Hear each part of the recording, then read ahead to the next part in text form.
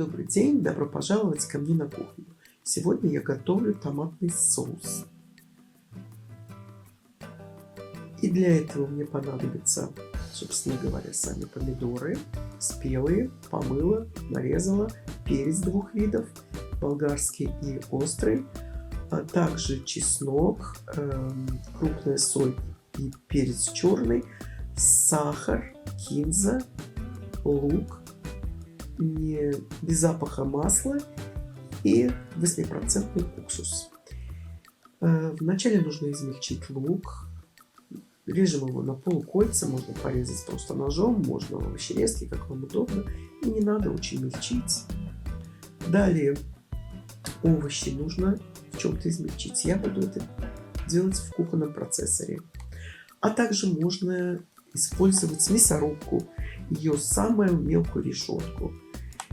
И помещаю часть овощей в чашу процессора, закрываю ее и превращаю овощи в пюре.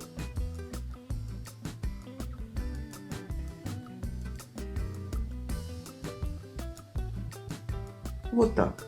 Уже все готово. Овощи все измельчены, лук нарезан. Также помыла и нарезала кинзу, включая и стебельки. Если вы не хотите использовать, можете исключить это. Или использовать другую траву.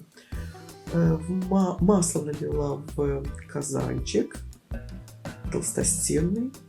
Желательно, чтобы он не пригораемый, удобнее будет готовить.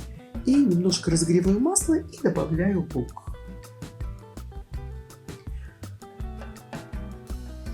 Лук надо прожарить до небольшого изменения цвета, до прозрачности. Вот, слегка он изменил цвет. Ни в коем случае лук нельзя пережаривать. Далее аккуратно выливаю соус в казанчик.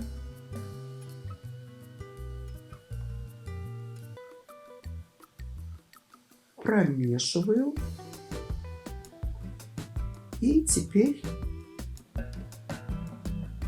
по мере нагревания увеличиваю нагрев. По мере нагревания соус будет сначала более жидким, а потом постепенно жидкость будет выпариваться на довольно-таки высоком огне.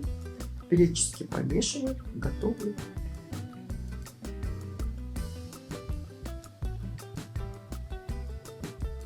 Вот так выглядит соус через 20 минут примерно. Вот так периодически помешиваю в избежание пригорания. Далее добавляю соль, перец. Соль обязательно крупная. Далее сахар. Все опять перемешать. И еще немного приготовить.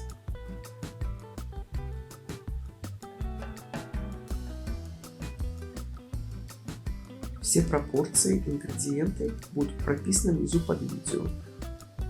Соус получается довольно острый, и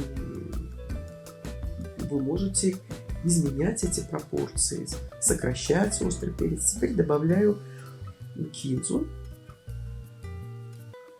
перемешиваю опять, и теперь проварю немного с кинзой. Немного убираю температуру и минуты 3 прогрею все это вместе с кинзой.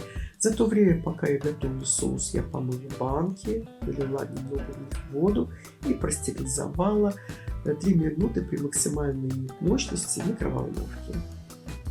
Затем, конечно же, банки надо вылить в воду и высушить. Вот так выглядит теперь соус. Убираю нагрев до минимального, добавляю уксус. Если вы будете употреблять соус немедленно, можно без уксуса готовить. Но если планируется его долго использовать, лучше уксус добавить. Чуть-чуть еще провариваю, и все. Вот на такой маленькой температуре, на маленьком нагреве держу. Постоянный соус. Банки у меня готовы, крышки готовы. И вот эта воронка, которая помогает аккуратно накладывать банки, тоже я подержала немного в кипятке. Вот так аккуратно наполняю банки.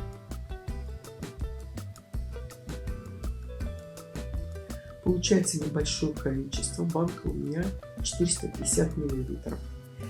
Небольшое количество соуса, но рекомендую готовить его больше, потому что он очень хорошо уходит. Он подходит практически к любому блюду. Вот так закрываю плотненько. Вот так. Вот у меня получилось 2 банки. И 1 баночка неполная. Закрыла хорошо, перевернула. И в таком виде банки будут остывать. И я прикрою сверху полотенцем. Вот так. Вот в таком виде хранить этот соус можно и не в холодильнике, а просто в прохладном месте. Но вот эту баночку неполную, конечно, желательно употребить быстрее. Я уже соус остудила. Вот так он выглядит. Довольно-таки густой, как икра. Его можно также намазывать на хлебушек домашний. И это будет очень-очень вкусно. Но повторюсь, он довольно-таки острый. Если вы не любите такое, уменьшайте количество острого перца. На этом у меня все. Спасибо, что были с нами. До новых встреч. Всем пока!